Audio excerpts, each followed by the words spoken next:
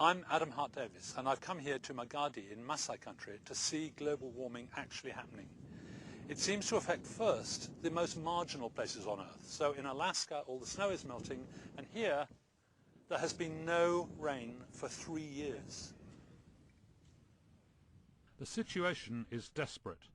This river, for example, should be flowing high and fast, but as it is, it's barely a stream.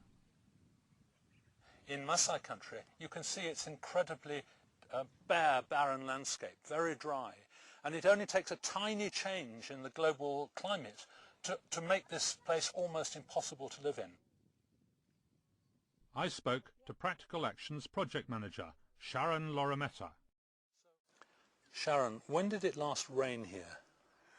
The last rains that we received in Magadi, and I would say had an impact on the lives of the people, was about 3 years ago. 3 years? Yeah. How often does it normally rain?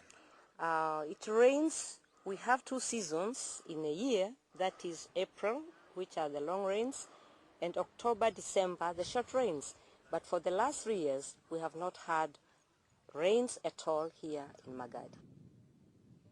The people survived by the grace of God. You saw the river where we were, it's all dry now. They have been fetching water from there. The whole of this last year, 2005, it's been very difficult because the water levels went down. The communities are forced either to drink the saline water or send water to Magadi or to Kiserian, which is about 45 miles from here. They have to pay for the transport, and they also have to pay for the water. Right. It's really difficult.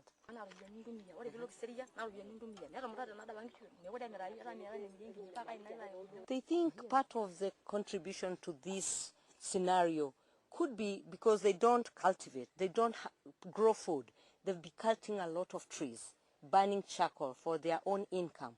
So they think the depletion might have contributed. But all the same, they find that everything is changing. The clouds are ever blue. They used to have white clouds, gray clouds, but now they are, from year to year, the clouds are just blue. They are not forming.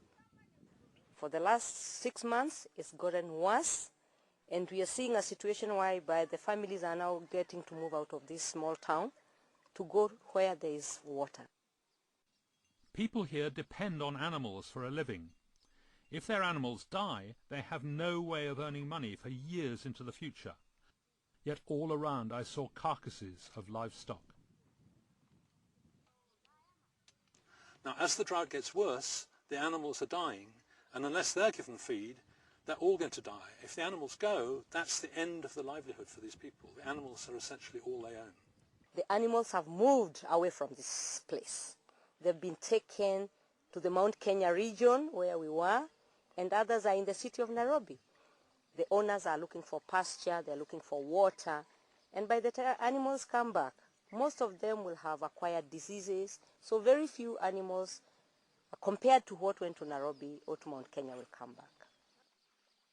You can see the state of the ground. They've got no water to drink except a little salt water from the river. The animals are having to be moved to places where there is water and there is food for them, and the people are getting poorer and poorer.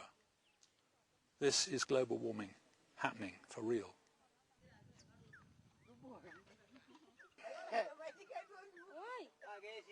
In an attempt to help these people with their water problems, Practical Action dug this well. So, Agnes, when was this well dug?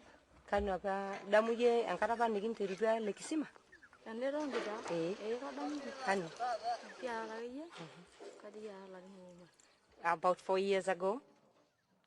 The world's poorest people have contributed least to our changing climate. Yet when I visited Kenya, I realized that they are the hardest hit by the devastating effects.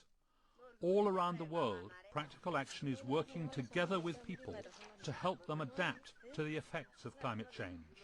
Not just drought in Kenya, but, for example, more severe frequent flooding in countries like Bangladesh.